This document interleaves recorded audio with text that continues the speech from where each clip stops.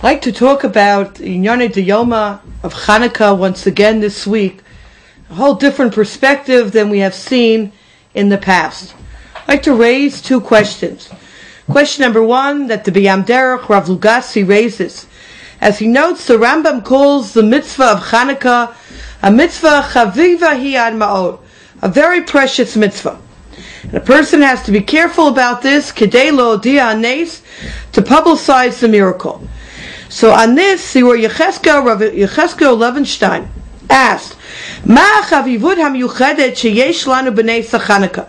What is so unique, what is so special about the miracle of Chanukah that we have to go to such great extents to be able to light these candles to publicize the miracle?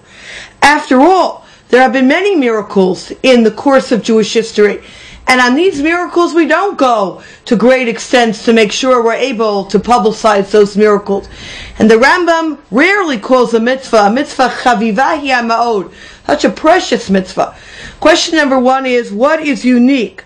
Umayim kena chavivut hagdola sheruim anu b'ner Chanukah davka l'farsamo kolka. What is so special about the Ner Chanukah that we publicize it? And our second question, which is really our focus question, is the question that the Sefer Hema Yinachamuni, the Talmud Rebbe, raises on our nusach of the Alanisim, which we say as well in the Aneres Halalu. We thank Hashem Alanisim, Velapurkan, Velagvuros, and on the strings, Velachuos, on salvation, Velmelchamos, and on the wars that was done to our forefathers by Yamim Haim Basman Haseh. So I also tell the Rebbe a very fundamental question. Obviously, each phrase in this section here teaches us something unique, something different that we praise Hashem for. What does it mean that we're thanking God for Al HaMilchamos, for the wars? If it means that we're thanking God for being victorious in the war, well, is that not included in Al HaPurkan, Al Gvuros, Al Chuos? It seems clear that Al HaMilchamos for the war is something special, separate. And he asks, Ha'im anu modima letzam ha'milchama? Are we going to be thanking God for the war itself?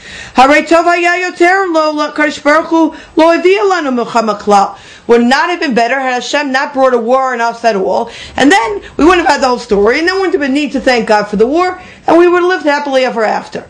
So our question is, what do we mean? And this is a machshava we need to have when saying this tefillah over and over again in our benching and our davening, that we're thanking Hashem for va'al ha'milchamos, for the wars. What exactly are we thanking Hashem?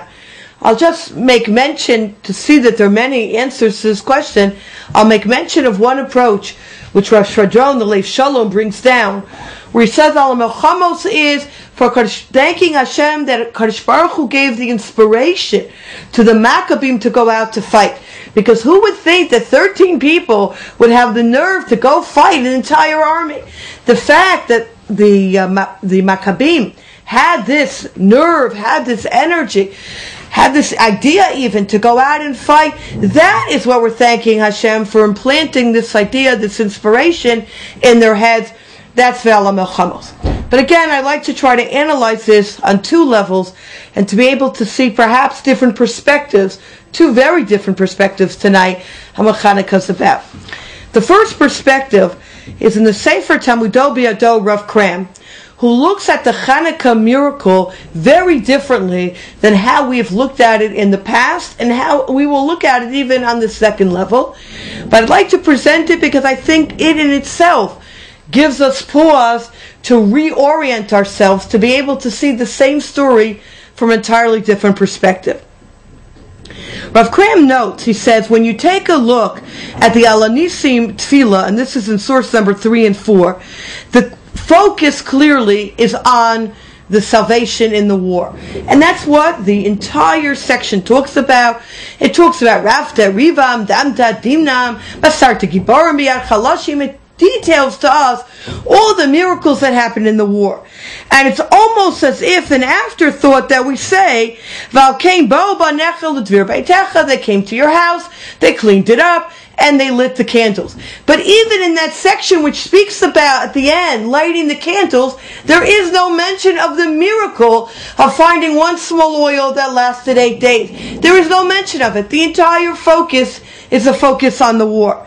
And it's interesting, he says, that even when we light candles, which is even a more fascinating concept, that even when we light candles, when we speak about in Haneros Halalu, further, the Haneros Halalu again seems to detail for us the whole aspect of the Milchama, of why we're lighting the candles, is because, right, and it describes to us the miracle of the war. And he describes it here in source 4 so beautifully. You look at that paragraph of the Hanerus Halalu, the miracle of the oil lasting 8 days isn't found there either.